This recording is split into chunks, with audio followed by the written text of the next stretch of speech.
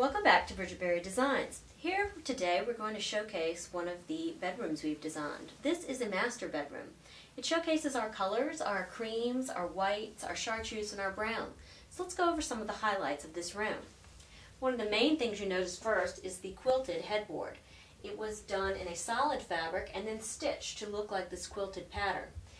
It has attached finials that you would find on a pole rod for curtains, attached on the side to give it more of a statement. Then you've got all your variety of pillows that go on the bed with some splashes of color, this gold and the chartreuse and brown. This pillow was stitched, hand stitched to make this diamond pattern, kind of real modern and spices up the whole look of the bed. The bolster in the chenille fabric sort of highlights the drapery fabric. It's the banding on the draperies as well. A white duvet and a matelassé coverlet. Another interesting feature in this room is the dust skirt. The dust skirt is made of silk in our cream color, but what I like to do sometimes is put this tulle fabric underneath. The tulle would be like a ballerina skirt to keep it full and kind of flouncy. So that makes a nice full dust skirt instead of just keeping it straight. It's in a gathered pattern, so it really gives it some fluff. We coordinated our chartreuse color from our pillows into our table. This was sort of a cream and brown table that we used a orange shellac.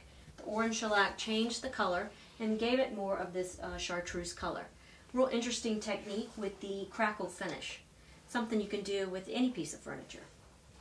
Another part of this room is the border. It's an embossed border at the top, sort of in a French design, hand painted by an artist, and a very subtle wallpaper that has a cream on cream stripe. Probably a little bit hard to tell in the video, but it's very subtle. Keeps it really soft and smooth. The accessories in the room again echo our color of our creams and our crystals and our golds. We have mirrors in the room to reflect, but overall the room has the same soft and inviting feeling. A little more fresh and a little Frenchy, but still has a fresh and comfortable look. Now I get a lot of questions about beds and bed linens, so let's do a little 101 on the bed linens themselves and what makes up a bed. You can start with the pillows. You've got regular pillows, which in this case is, well, I've got king pillows. You've got a regular and a standard shams are pretty much the same thing, but these are a king, so it just depends on the size of your bed. The regular pillowcase or a king pillowcase is going to have the opening on the end, whereas a sham is going to have what we call the flange, this part, all the way around. It's not an open pillowcase. So this bed actually has shams and pillows, because we sleep with a lot of pillows. And then the body pillow, which is here, which is a full length across the bed pillow done in a fabric. This is actually a gold silk. And the Euro pillows. The Euro pillows are usually square in shape. These happen to be 26 by 26, but they can be in different sizes. And sometimes people don't use the shams, so they'll use all Euro pillows. This is a bolster or a neck roll. They come in different sizes, and this one's upholstered in our fabric that's on our draperies. What makes up the bed itself are the fitted sheet, the flat sheet, and the blanket. And what covers that is either a bedspread, which is a spread that goes fully to the floor, or a coverlet, which would go just to the top of the dust skirt. This coverlet is done in a matelassé pattern, which can be in a geometric or a floral. It's this embossed design. It's done to just keep on the bed and cover up your sheeting. Now, the duvet is at the bottom of the bed.